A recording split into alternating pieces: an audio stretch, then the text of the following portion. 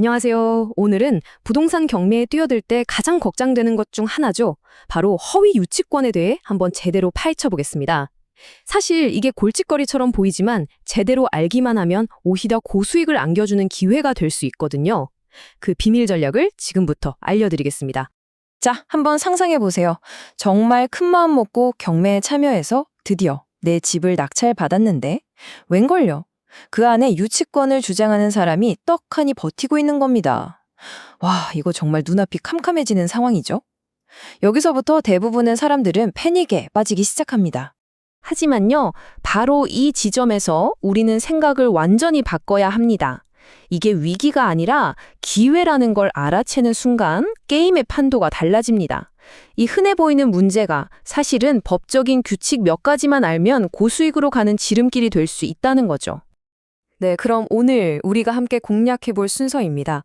이 단계들을 차근차근 따라오시면 여러분도 더 이상 유치권 앞에서 불안해하는 초보자가 아니라 확신을 가진 스마트한 투자자가 되실 수 있을 겁니다. 우리가 마주하는 첫 번째 관문이죠. 바로 유치권 신고라는 함정입니다. 낙찰자가 이걸 딱 마주했을 때 느끼는 그 압박감, 이건 정말 엄청납니다. 심리적으로도 그렇고 돈 문제도 엮여 있으니까요. 실제로 많은 분들이 바로 이 압박감 때문에 정말 좋은 물건을 눈앞에서 놓치곤 합니다. 자, 이제부터가 진짜입니다. 법적인 팩트들을 가지고 진짜와 가짜를 구별하는 방법을 알려드릴게요. 이 차이점만 정확히 이해하면 여러분은 그 어떤 상황에서도 흔들리지 않는 강력한 무기를 갖게 되는 겁니다. 우선 유치권이라는 게 법적으로 뭔지 간단하게 짚고 넘어갈게요. 아주 쉽게 말해서 내가 저 집에 공사를 해줬거나 꼭 필요한 수리를 해줬는데 돈을 못 받았다. 그러면 그 돈 받을 때까지 나 이 집에서 못 나가 하고 버틸 수 있는 권리.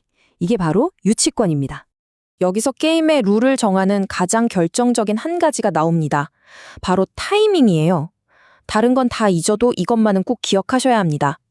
법원에 경매 개시 결정 등기라는 게 접수된 날짜. 바로 이 날짜가 절대적인 기준선입니다. 만약 유치권을 주장하는 사람이 나 공사했다고 하는데 그 공사가 이 날짜 이후에 시작됐다? 그럼 그건 낙찰자인 여러분한테는 법적으로 아무런 힘이 없습니다. 그냥 무효예요. 이건 대법원에서 이미 여러 번 확인해준 확고한 사실입니다. 그리고 공사비의 종류를 따져보는 것도 아주 중요한데요.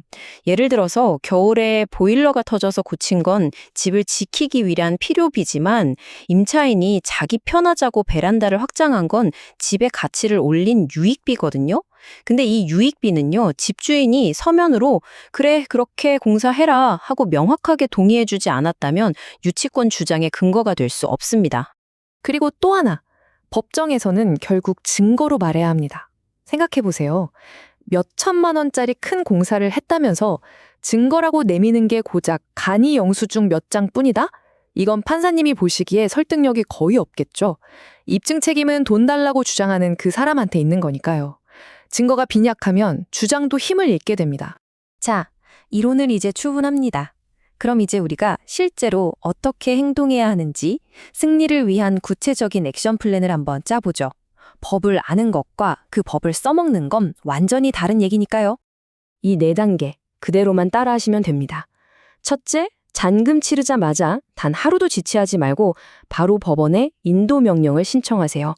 여기서 핵심적인 팁이 하나 있는데요. 바로 두 번째 단계입니다. 보통 은행이 경매를 신청할 때 이 유치권은 가짜인 것 같으니 인정 못한다는 취지로 유치권 배제 신청서를 내거든요. 바로 그 서류를 우리 인도명령 신청서에 같이 첨부하는 겁니다. 이게 판사님께 보내는 강력한 신호가 돼요. 이거 보세요. 돈 빌려준 은행도 가짜라고 하잖아요. 그럼 인도명령이 훨씬 더 빨리 떨어질 가능성이 높아집니다. 자, 이제부터가 정말 재미있는 부분입니다. 지금까지 우리가 방어하는 법을 배웠다면 이제는 이걸 어떻게 공격적으로 활용해서 기회로 만들 수 있는지 관점을 완전히 뒤집어 보겠습니다. 도대체 이런 허위 유치권은 왜 자꾸 나타나는 걸까요? 이유는 간단합니다. 경험 없는 사람들을 겁줘서 아예 입찰에 참여하지 못하게 만드는 거죠. 경쟁자가 줄어드니 당연히 낙찰가는 떨어지고요. 바로 이 공포가 만들어낸 틈새, 이게 바로 아는 사람에게는 엄청난 기회가 되는 겁니다. 20년 경력의 경매 전문가가 한 말인데요. 오늘 제가 설명드린 내용의 핵심을 정확히 꿰뚫고 있죠. 남들이 두려워할 때 우리는 철저하게 분석해서 그 안에 숨은 보석을 찾아내는 겁니다. 결국 여러분의 지식과 분석력이 남들이 갖지 못한 수익을 만들어내는 거죠. 그럼 마지막으로 여러분이 안전하게 투자를 마무리할 수 있도록 비행기 조종사의 이륙전 점검처럼 최종 체크리스트와 절대 해서는 안 될 주의사항들을 한번 짚어보겠습니다. 입찰 버튼을 누르기 전에 이 리스트는 반드시 확인하셔야 합니다. 아까 말씀드린 경매 개시 결정 등기 날짜랑 공사 시작 날짜, 이거 꼭 비교해야 하고요. 계약서나 세금 계산서 같은 객관적인 증거가 있는지도 따져봐야 합니다. 그리고 은행이 유치권 배제 신청을 했는지, 또 임차인이라면 보증금을 다 받는지 못 받는지 같은 것들을 분석해보면 그 사람의 진짜 속셈을 파악하는 데 큰 도움이 됩니다. 그리고 이건 레드카드. 절대 해서는 안 될 행동들입니다. 법적인 문제는 반드시 변호사와 상의해야 하고요. 화난다고 상대방과 감정 싸움하는 거 최악입니다. 그리고 제일 중요한 거, 법원의 집행관이 오기 전에 내 마음대로 문 따고 들어가거나 상대방 짐에 손댔다가는 이건 상황이 역전돼서 오히려 여러분이 고소당할 수 있어요. 무조건 침착하게 법의 테두리 안에서 움직여야 합니다. 오늘 저와 함께 이 모든 전략을 살펴봤습니다.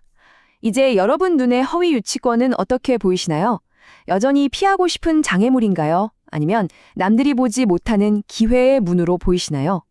이 새로운 관점이 여러분의 다음 투자를 성공으로 이끌기를 바라면서 오늘 이야기는 여기서 마치겠습니다.